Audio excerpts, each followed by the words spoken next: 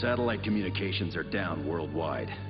We now have enough intel to know that COBRA has done something unimaginable. This is UAV footage from over Moscow. We're looking at a fatality count of around 10 million. COBRA did that? How? A nuke? Not a nuke. But we don't know what it was. Yet. What we do know is that this is the greatest threat COBRA has yet perpetrated. This was planned extensively. Knocking out satellite comms, decapitating a superpower, and attempting to cripple the only team that could possibly mobilize against them. Killing Bazooka. Killing Bazooka.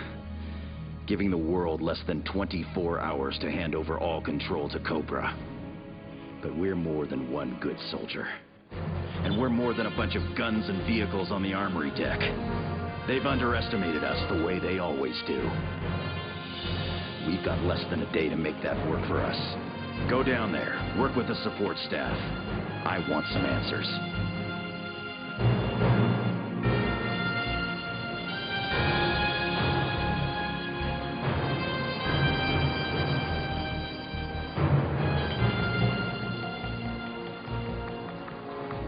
This here's Wild Bill calling Brussels Hub. Do you copy? I'm issuing activation code Echo 9er on all G.I. Joe remote storage sites. I want all those lovely vehicles dusted off and prepped for action.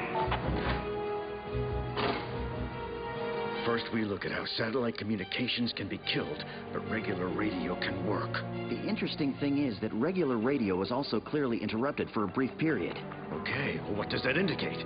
We need to run through the possibilities right now. Boys and girls, talk to me about weapons. How do you incinerate a city without using a nuke? In theory, I can think of 5 ways to do that.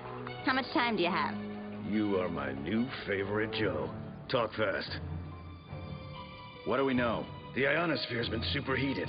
That means radio signals bounce off it. Satellites can't send down to us, we can't send up to them. At the peak of the superheating, nothing worked. When it settled, long-range radio began behaving properly, skipping off the ionosphere.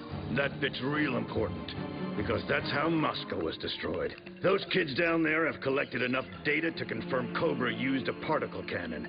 They fire it skyward, where the particles are dispersed by the ionosphere. The particles are then recollected over a target of COBRA's choice, anywhere in the world, and boom, death from above. Like a laser beam? Supercharged particles. This is a whole new thing. But the kids have worked out where the cannon is. One of the abandoned Russian missile silos, would you believe? Don't seem right, does it? To set up something like that, they must have been there a long time. There's gonna be major counter-intrusion technology on site, Duke. I know. They'll spot a strike team from 10 miles off. Reaching that place is gonna be a one-man job. Or a 2-person unit. Have we got more hypersonic transports on the way? Yes, ma'am. We got one 30 minutes away.